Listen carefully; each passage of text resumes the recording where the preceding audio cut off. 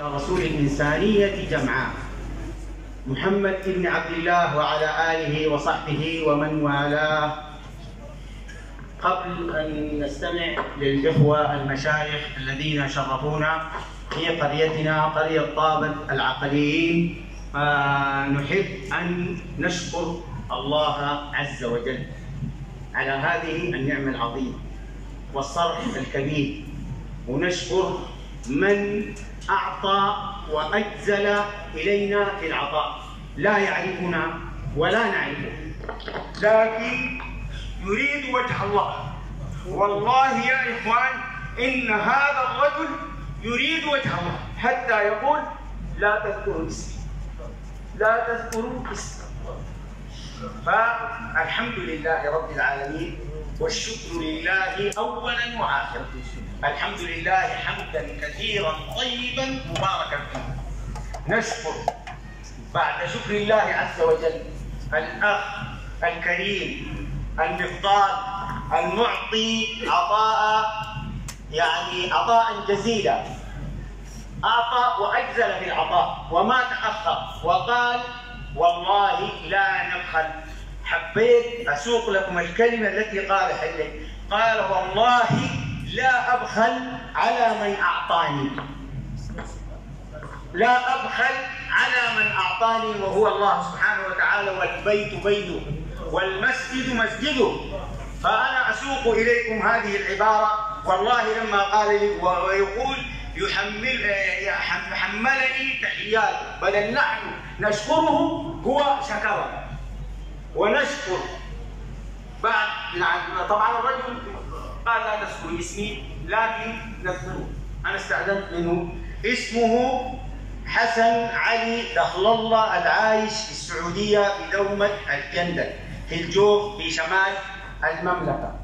والشكر الثاني عشان ما نطول عليكم لأن المشايخ والقرآن ونسمع، الشكر الثاني للجد الحاج عبد القادر والدلغوش الذي تبرع بهذه الأرض، بيته سابقا. نسأل الله أن يتقبلها منه خالصة لوجهه. والشكر الثالث للأخ جبر السيد عبد الرحمن جار المسجد من اليمين، تبرع بجزء من أرضه حوالي 3 أمتار أو 4 أمتار للمسجد. هذا من باب من لا يشكر الناس لا يشكر الله.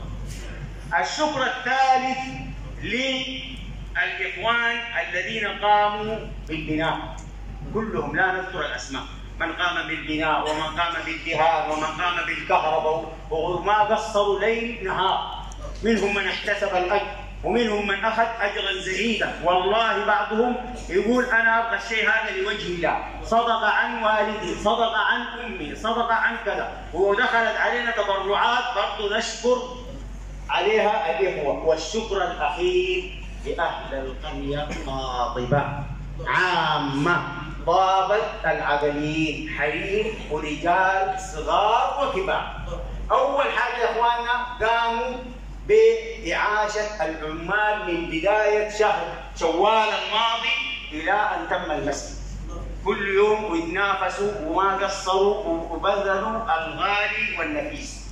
وفي شكر أخير اليوم هذا الجميل زي ما فضل الشيخ، يوم الفرحة واليوم الطيب هذا، في بعض أهلنا في القرية تبرعوا بذبائح للمسجد، ذبائح لحبس السعودية، يعني بضبائح بهايم. جزاهم الله خير، الله يجزيهم خير. ما نذكر اسمائهم لان الله حتى هم طلبوا قالوا ما نذكر اسمائهم، فجزاهم الله خير وتقبل الله منه. ونسال الله ان يجعل هذا العمل كله، العمل هذا خالصا لوجهه الكريم، وان يجزي كل من قام وكل من وقف وكل من تحدث بكلمه ربنا يتمه، ملأ ولا راكب، ربنا يتمه. الله يجزيكم خير، ونسأل الله أن يتقبل من الجميع. وأخواتنا الحريم والله برضو نشكرهم يا أخواننا، والله حريمنا في القرية جمع نظفنا المسجد بأنفسهم ما قصرا، وجزاهم الله خير، وربنا يتقبل من الجميع.